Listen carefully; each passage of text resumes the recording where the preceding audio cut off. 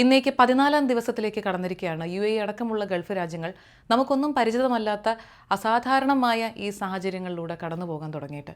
ഇതിനൊരു അവസാനം എന്നാണെന്നുള്ള ചോദ്യത്തിന് ഇപ്പോഴും വ്യക്തമായ ഉത്തരങ്ങൾ ലഭ്യമല്ല.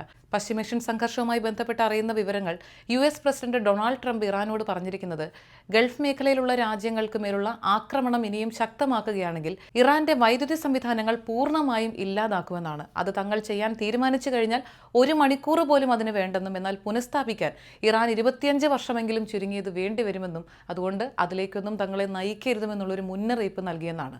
നമ്മളിത് പറയുന്ന 2026 മാർച്ച് 13-ാം തീയതി വെള്ളിയാഴ്ചയും ദുബായ് അടക്കം ഗൾഫ് മേഖലയിലെ വിവിധ രാജ്യങ്ങൾക്കുമേൽ ഇറാൻ ആക്രമണം നടത്തിയ വിവരങ്ങൾ ലഭിക്കുന്നുണ്ട്. ദുബായിൽ ഇന്നിപ്പോൾ സെൻട്രൽ ദുബായിൽ ഒരു കെട്ടിടത്തിൽ ഡ്രോൺ അവശിഷ്ടങ്ങൾ പതിച്ച് ഒരു അപകടമുണ്ടായി. അതിൽ ആർക്കും പരിക്കുകളില്ല എന്നുള്ളൊരു ആശ്വാസം നൽകുന്ന വിവരം അറിയുന്നു. എന്നാൽ ഒമാന്റെ ഭാഗമായ സൊഹാറിൽ നിന്ന് ലഭിക്കുന്ന വിവരങ്ങൾ പോസിറ്റീവായിട്ടുള്ളതല്ല. സൊഹാർ ഇൻഡസ്ട്രിയൽ ഏരിയയിൽ ഡ്രോൺ പതിച്ച് 2 പ്രവാസികൾ മരണപ്പെട്ടതായും നിരവധി ആളുകൾക്ക് പരിക്കേറ്റതായുമുള്ള വിവരങ്ങൾ വരുന്നു.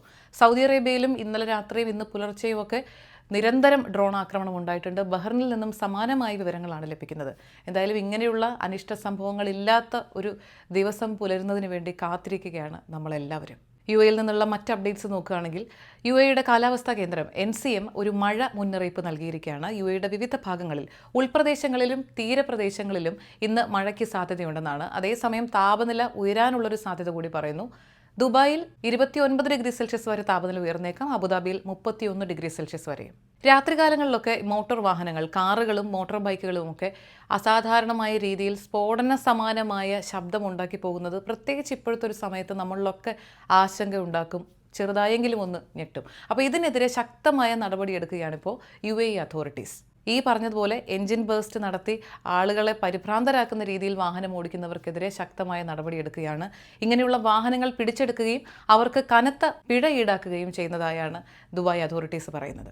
ഈദുൽ ഫിത്തറും വിഷുവും അടക്കം ഒരുപാട് ആഘോഷങ്ങൾ വരുന്നൊരു സമയം കൂടിയാണിത്. അപ്പോൾ ഈ സമയത്ത് സാധാരണ പ്രവാസികൾ നാട്ടിലേക്ക് പ്രിയപ്പെട്ടവർക്കായുള്ള ഗിഫ്റ്റുകളും മറ്റ് സാധനങ്ങളൊക്കെ അയക്കുന്നൊരു സമയം കൂടിയാണ്. അപ്പോൾ ഇങ്ങനെയുള്ളൊരു സാഹചര്യത്തിൽ ഇതൊക്കെ പോസിബിൾ ആകുമോ എന്ന് ചിന്തിച്ചിരിക്കുന്ന ആളുകളിലേക്ക് ആശ്വാസമുള്ളൊരു കാര്യം അറിയിക്കുകയാണ്. ഈ മേഖലയിൽ ഒരുപാട് വർഷത്തെ സേവന പാരമ്പര്യമുള്ള Best Express Cargo Travel and Movers UAEയിലെ തന്നെ ഏറ്റവും റീസണബിൾ ആയിട്ടുള്ള റേറ്റിൽ നമുക്കിപ്പോൾ കാർഗോ നാട്ടിലേക്ക് എത്തിക്കാം. അതും എയർ കാർഗോ ആണെങ്കിൽ പെർ kg 10.9 10 ദിർഹം 90 ഫിൽസ് എന്നുള്ളൊരു നിരക്കിൽ 5 ദിവസത്തെ എക്സ്പ്രസ് ഡെലിവറി അവരിപ്പോൾ നൽകുന്നുണ്ട്.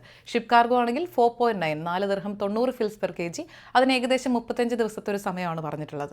ഇത് കൂടാതെ ഫ്ലാറ്റുകൾ, വില്ലകൾ, റൂമുകൾ, ഓഫീസ് കെട്ടിടങ്ങൾ, സ്കൂളുകൾ ഇത്തരം ഫെസിലിറ്റീസിൻ്റെ ഒക്കെ റീലൊക്കേഷൻ ചെയ്യുന്ന ആളുകൾക്ക് 25% ഈ സർവീസിൽ ഇപ്പോൾ ഡിസ്കൗണ്ട് കൊടുക്കുന്നുണ്ട്. ഇത് UAEയിലും ഖത്തറിലും ലഭ്യമാണെന്നുള്ളൊരു കാര്യം കൂടി അവർ അറിയിച്ചിരിക്കുന്നു. പിന്നെ വിസ ക്യാൻസൽ ചെയ്ത് നാട്ടിലേക്ക് പോകുന്ന ആളുകൾക്ക് TR ഫെസിലിറ്റി അത് പോർട്ട് ടു പോർട്ട് എന്നുള്ള രീതിയിൽ ചെയ്തു കൊടുക്കുന്നുണ്ട്.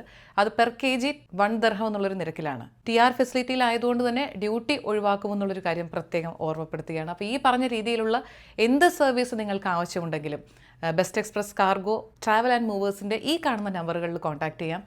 ഈദും വിഷുവും പ്രമാണിച്ച് ഏപ്രിൽ 14-ാം തീയതി വരെയാണ് ഈ സ്പെഷ്യൽ ഓഫർ ഉള്ളത്. ദുബായ് വാർത്ത തികച്ചും ലോക്കൽ 2026 മാർച്ച് 13-ാം തീയതി വെള്ളിയാഴ്ച.